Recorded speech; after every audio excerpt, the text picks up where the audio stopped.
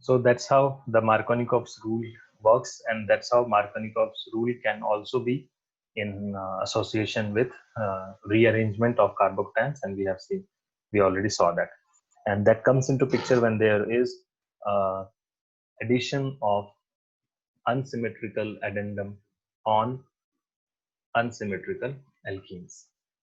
Now, same thing is there, but there is slight change. That is, now things are happening in presence of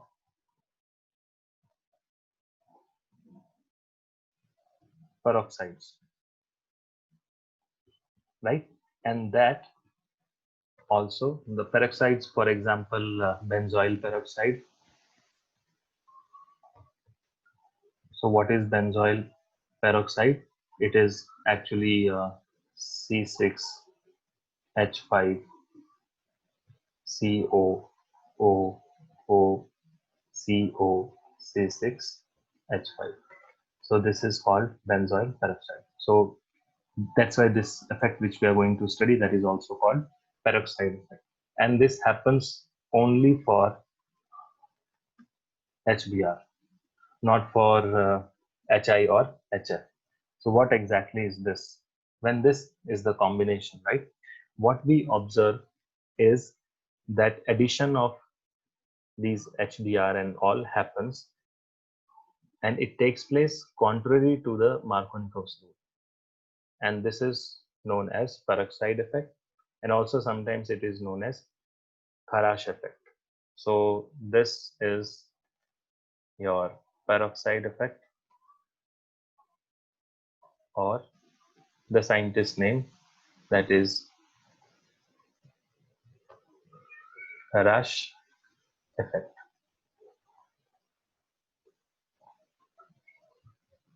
So now let's see what is that. What is this effect? As we have already seen, the product which we get here, say for example CH3 CH double bond CH2, as per Markovnikov's rule, the second carbon or the middle carbon should have got the Br, but due to this effect, we observe that when this is being done in the presence of benzoyl peroxide, that is C6H5COO whole twice, right? When this happens, when this takes place in the presence of this peroxide, then the product is changed. What we actually get is CH3, CH2, and CH2Br. This is the major product, and this is called the peroxide or Kharash effect. Now, and this is also called anti-Markovnikov's rule. So now the mechanism or justification for this, that why or how does this happen? Remember, in organic chemistry or in chemistry in general, if there is a major product and a minor product, this there is one core reason behind that, that is the stability of the major product. That is, there will be some factors which will be making that major product more stable than the minor products, right? So we'll study, or we'll see what mechanism does this reaction follows in this case. So this is and I think in the last class we have seen, while discussing free radicals, that free radicals are formed when there is a asymmetrical molecule, but in the presence of peroxide, they form this particular combination. HBr is asymmetrical, but there is a peroxide, so that actually forms a free radical. Normally, free radicals are formed when there are symmetrical molecules. So they break in the presence of light and they give you free radicals after symmetrical cleavage or homolytic cleavage. But here that homolytic cleavage is forced by the presence of these peroxides. So that as soon as free radical comes into picture, that means we will be talking about the mechanism, and our mechanism includes initiation, propagation, and termination. So we'll see those steps one by one. So what will be our initiation step? What happens in there? Let's see that. So as we have seen earlier also, Br2, Br free radicals are formed. Same way here, a free radical will be formed. But what will be that free radical?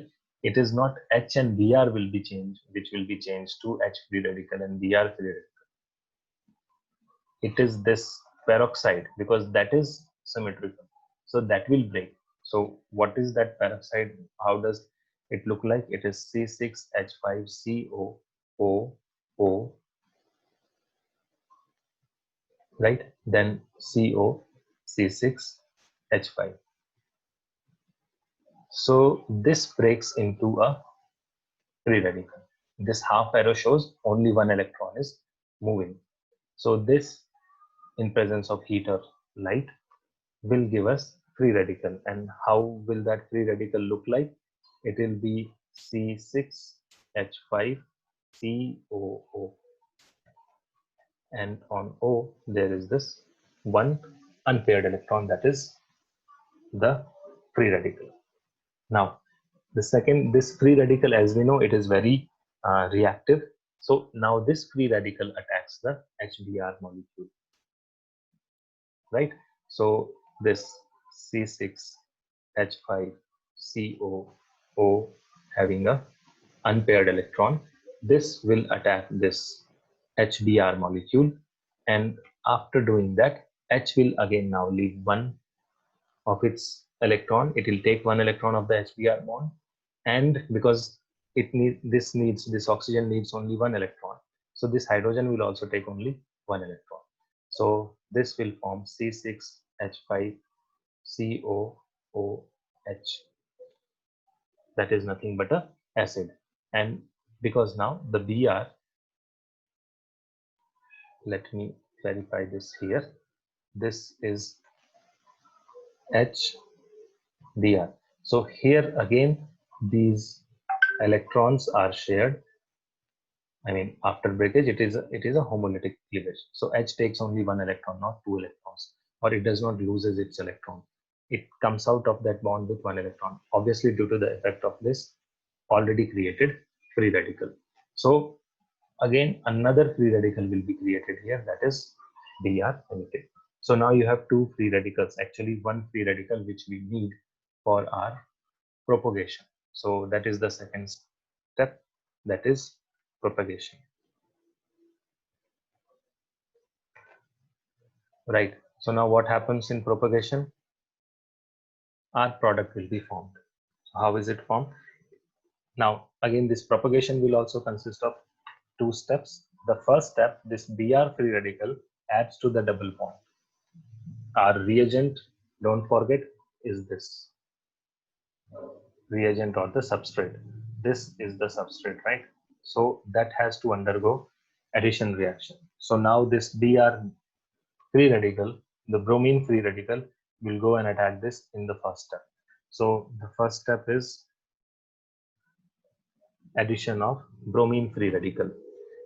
So this CH3 CH double bond CH2, this will be attacked by this bromine free radical, and this will give us CH3 CH CH2 Br, and the free radical comes here, right? Okay, so that is formed, and it is actually this dot which you see on the second carbon, that can be on the first carbon also, but that will be 1 degree free radical. This is 2 degree free radical. So this is more stable. Why? Because it is a 2 degree free radical. So that's why this is formed, and this is more stable. So now the reaction will proceed through this. So what happens in the second step? This free radical. We are still studying the propagation. That is the free radical which is formed, that is CH3, CH and CH2Br. This will be attacked by again HBr, or actually this is free radical. Free radical will attack HBr, and again that bond will break. Again H will come with one electron, and that will get attached to the middle carbon where there is a free radical. So this, right, this is how it will happen, right? So what we get here is CH3, CH2, CH2Br, and next we'll have again a bromine free radical. I think the last step is clear, that will be nothing but termination. And in termination, what happens? The free radical has to get consumed. So whatever free radicals are formed, they will get consumed. So what all free radicals are formed? There is a benzoyl free radical, there is Br free radical, and there is this hydrocarbon free radical. So these free radicals will now get combined to each other. So what will happen? Three things, that is Br free radical combines with Br free radicals to give Br2. This is called termination because now this has to happen so that reaction does not keep on propagating. So why it doesn't propagate? Because of this step. That is, the free radicals are getting consumed by themselves, thereby consuming the very reactive free radicals. If it is left, it will attack. So all these happens. These free radicals attack the substrate and create products, as well as free radicals. And in the third, it's not like it's going in a sequence, right? All these three things are happening in parallel. So it's not like sequentially first initiation will happen, then propagation, then termination. No, these are three different types of processes or reactions which will happen.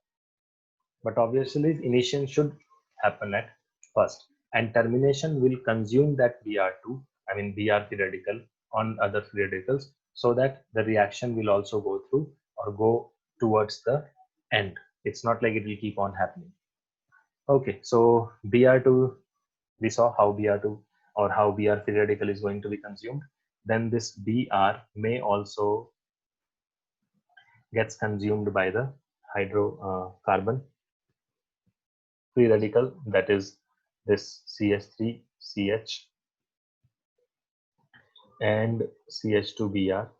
This may combine with this free radical, so both are free radicals, and that may give us, or that will actually give us CH3, CH Br, because that is the free radical, right? Okay, so this one, and next we'll have CH2 Br. So even this product is formed where Br is added to both the carbons. Okay, next, third one, even the peroxide, not peroxide, these two,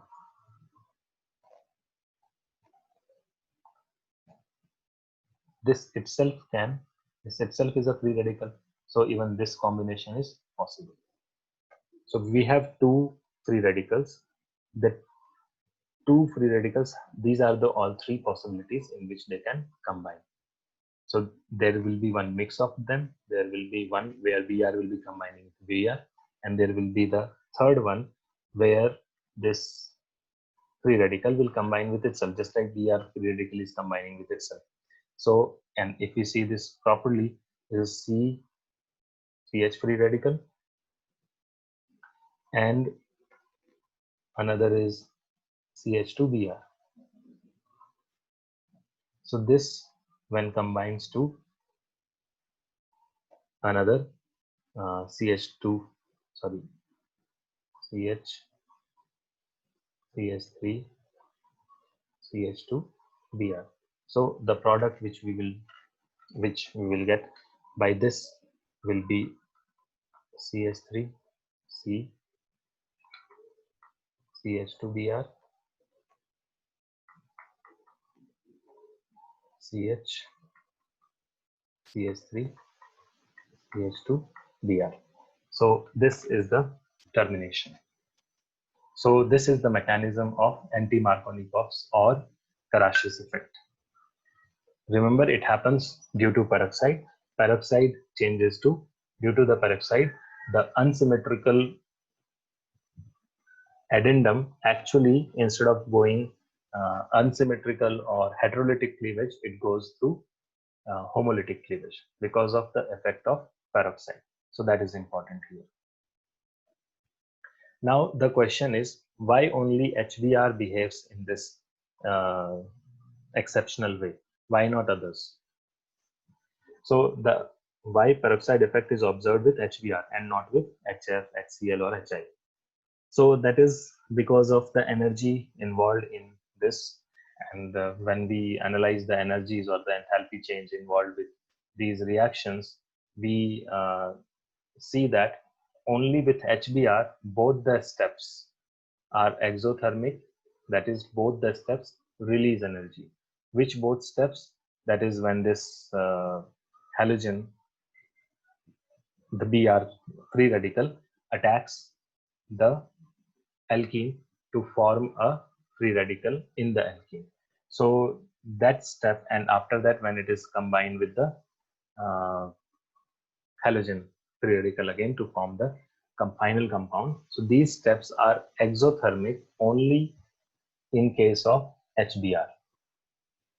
In other cases, in other compounds, the peroxide effect is not observed because the second step, that is involving the reaction of carbon radical with HCl and HF, is endothermic. So endothermic means it needs energy.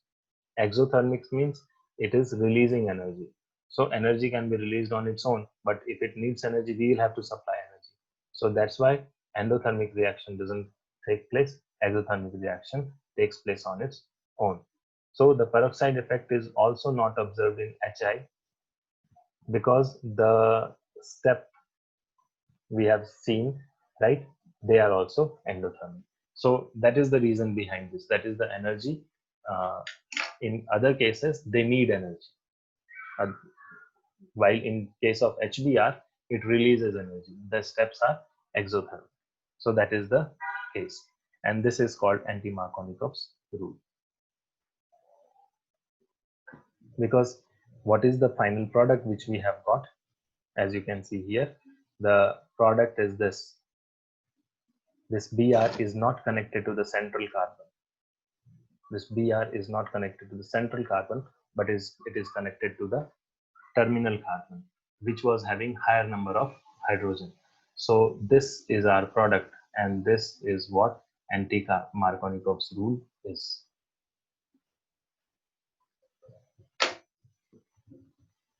Right. So that was about the preparation of. There are various other reactions also in preparation of halogen derivatives of hydrocarbons, but we are limiting ourselves to this because today, as I said earlier, we are keeping our focus on those reactions which involve some concepts like here we have seen the concepts of Markovnikov's and anti-Markovnikov's rule. Okay, let's move to the next part, that is the reactions of haloalkanes. Now in reactions of haloalkanes, there are again various reactions which we have to learn, but in terms of understanding, we have a very important concept which we have to study in reactions of haloalkanes, and that is nucleophilic substitution reaction. So let us see that part first, and then we'll when it comes to learning the reactions, it can be done even after that. So first let's try to understand what is nucleophilic reaction. Nucleophilic substitution reaction.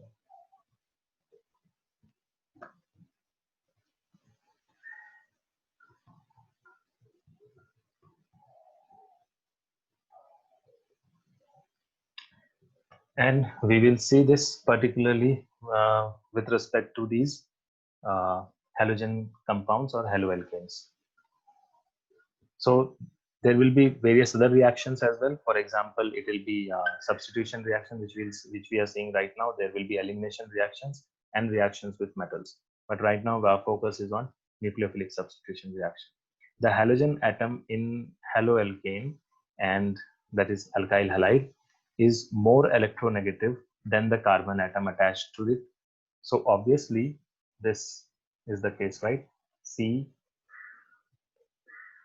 and X. So this halogen is more electronegative.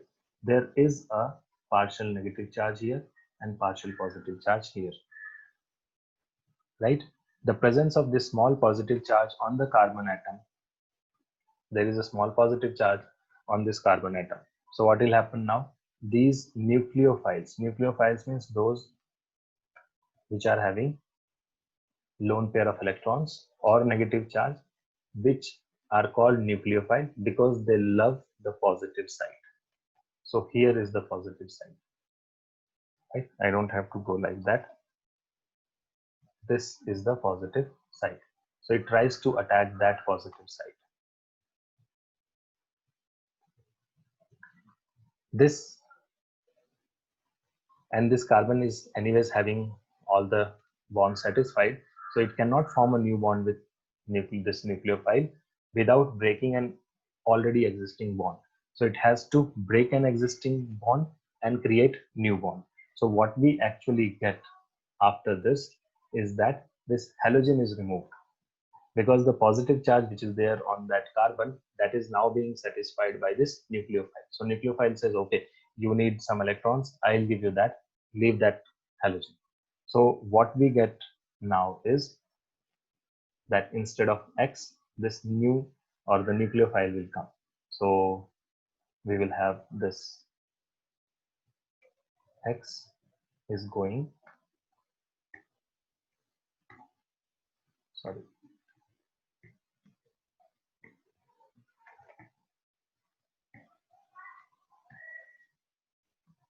this Nu comes here. That is, the nucleophile gets attached to this carbon. This is called nucleophilic. This is called nucleophilic substitution reaction. Now, this nucleophilic substitution reaction, which we have seen, and obviously there will be this. With this, the X will go away. That is the halogen. What we are seeing here is the overall reaction. There is no difference. There is nothing important here which we can see right now, but there is one thing when we consider the 3D, right? So this carbon, this structure of this, right, halide, alkyl halide, is like this. You consider it like an umbrella or like a tripod. So a tripod will be like this, right? On this tripod, suppose this is your carbon, and on this side there is this halogen. Now when this nucleophile comes, this nucleophile may come and attach itself in this position or in this position. Both are possible. You have to imagine the 3D of this. That is, you have to imagine it in 3D. That it is a tripod. On the top of that tripod there is carbon, and on top of that carbon there is this halogen atom. This halogen atom, now if this nucleophile has to come on the top itself, then obviously first this halogen has to get removed. And no such condition will be there when this nucleophile wants or tries to attack from the below, that is from this side, right? So if it is happening from this side, so X should leave first. Simple. When it is happening like this. But in the second case here, no such requirement. We don't need that to happen, right? but X has to leave, but that can leave later. So these two types of substitutions are possible. That is when we go deep into the mechanisms.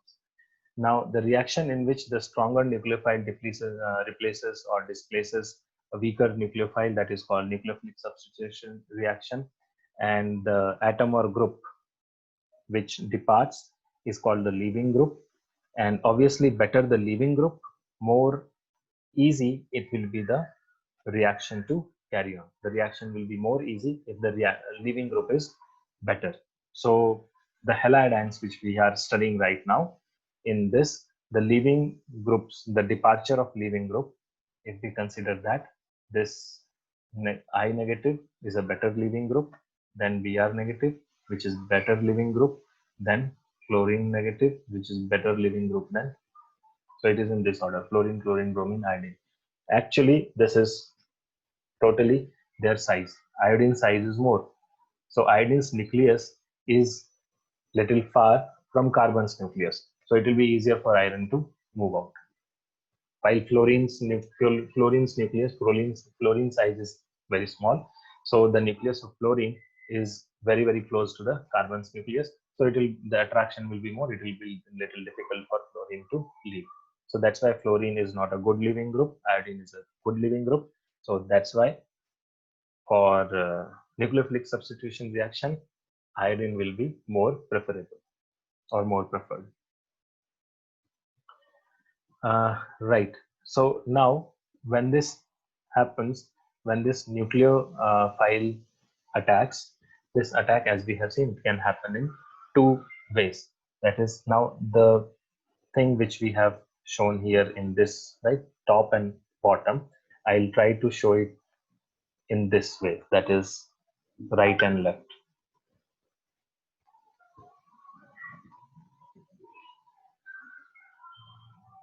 Right. Suppose this is that carbon and this is the halogen.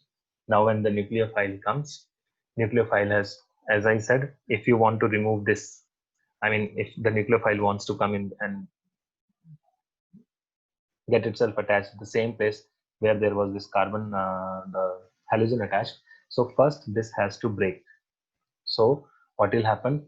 First, you will get this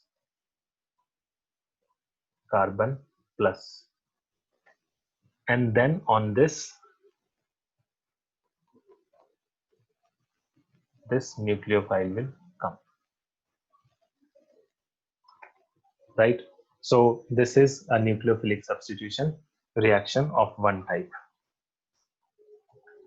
The second type will be where this happens in a different way. What is that different way? This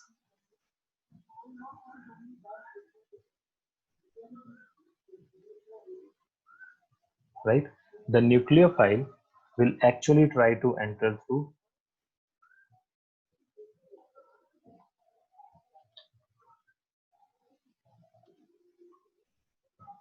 the nucleophile will try to attack with this or in this direction or from this direction. So for this, they don't need to, it just comes and attacks or get itself attached, and there is a very small interval of time for which a transition product or transition state is reached. In that transition state, there is this original bonds which are there, and a new bond is getting formed, not formed.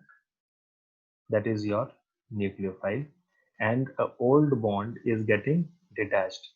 That is your halogen is trying to get itself removed. Now this, if you see carbon, obviously this carbon tending to form 5 bonds, obviously this is not a stable state. So that's why this state is called transition state, and it is for a very limited period of time. So what happens now is after this nucleophile gets attached like this,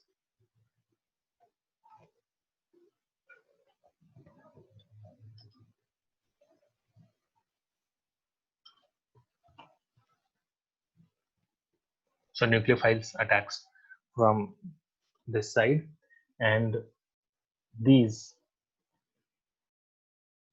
actually move to this side. So basically the tripod which we have seen earlier, now that tripod is inverted, right? So instead of the initial configuration which we see here, we now get this configuration. So these two configurations are different. Compound is same. There is no difference in the compound. Whether you see this or this, there is no difference in the compound. It is only its configuration which has changed. Earlier, it was, you can say, an tripod with its three legs on the ground. Now it's a tripod with its three legs in the air or facing the sky. That is the only difference. And that's why we said we use the term called this thing retains the configuration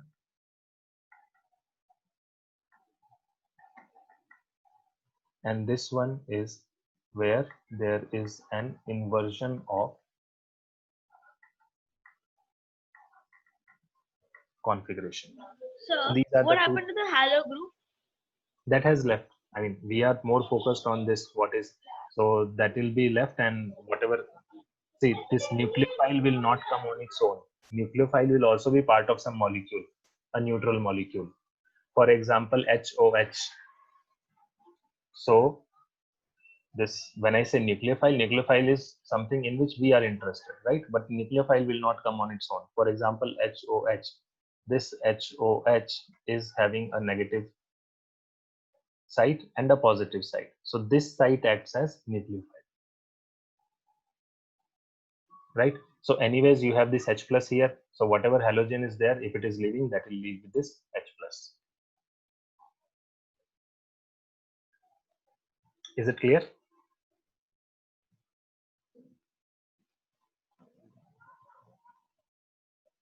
Clear, right? Yes, sir. Yes, sir. Okay. So these are the two possibilities which we have seen. Possibility number one, where the initial configuration is retained. And number two, where there is an inversion of configuration. The first one which we have seen, or the second one which we have seen, the down one, say this is number one and this is number two. Here there is retention of the configuration, here there is inversion of configuration. The one which we see in the second one, that is called SN2 mechanism. Now I'll come to that, why it is called SN2. So this is SN2. So obviously this one is SN1 mechanism. It is actually called bimolecular. 2 means bimolecular, 1 means unimolecular. If you see the first class or first category or the first example, in that first example, in every step there is only one reactant which is involved. In the second, there is only one step, but in that one step, these two both are involved. In this, both are involved. Actually, this is the slowest one. Obviously it will be the slow one, or we say that it's not a step because it is not a intermediate, right? It is a transition state. So let's not use even the word slow here. A transition state is formed in which the two molecules are involved, both the molecules are involved. So that's why it is called bimolecular. 2 means bimolecular. The rate depends on concentration of both. But here, if you see this and say this, the rate will not be dependent on 2. It will be dependent only on 1. So this breaks, and after that, this nucleophile is formed. So that is the ionization. Obviously, this ionization is actually, in fact, this ionization is an reversible process. So this is slow. So this is a rate determining step, and that depends on only one. So that's why it is called unimolecular.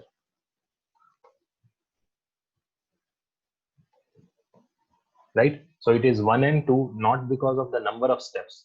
The number of steps are here too.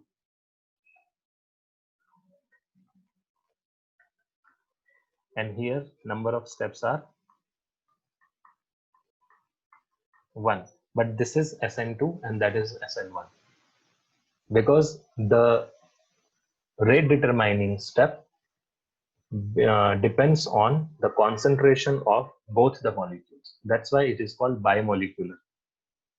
Just remember, SN2 means bimolecular. That means it depends on 2 molecules, not 2 steps.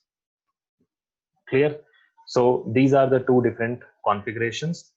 And obviously now where these 2 effects, right? These 2 effects or these 2 mechanisms are there in all the reactions. All the nucleophilic substitution reaction will have both the products, product of SN1 as well as product of SN2. The thing is, one of them will be major and other will be minor product, right? So we'll have both the products. One product will be major, another will be minor. Now, which product will be major and which product will be minor? That depends on the substrate. That is our alkyl halide. See, in the second case, right? Nucleophile is trying to attack through these.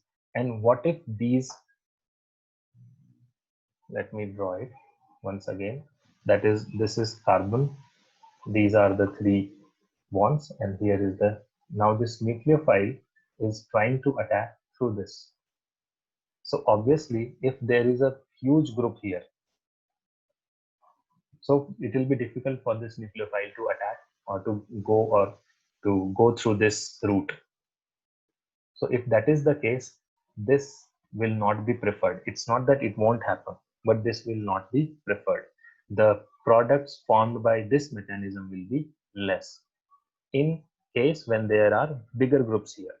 And now that is called steric hindrance.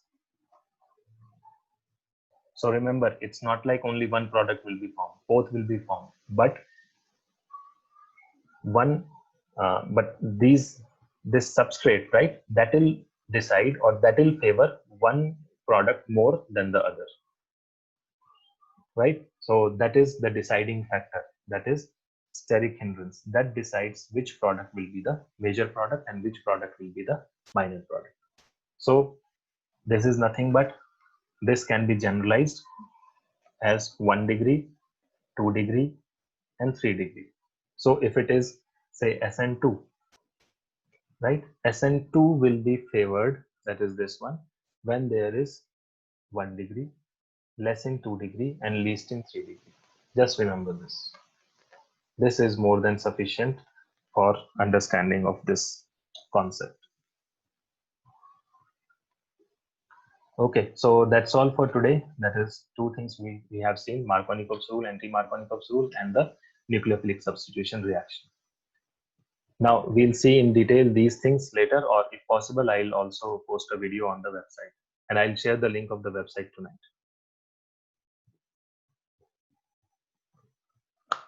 Okay, done.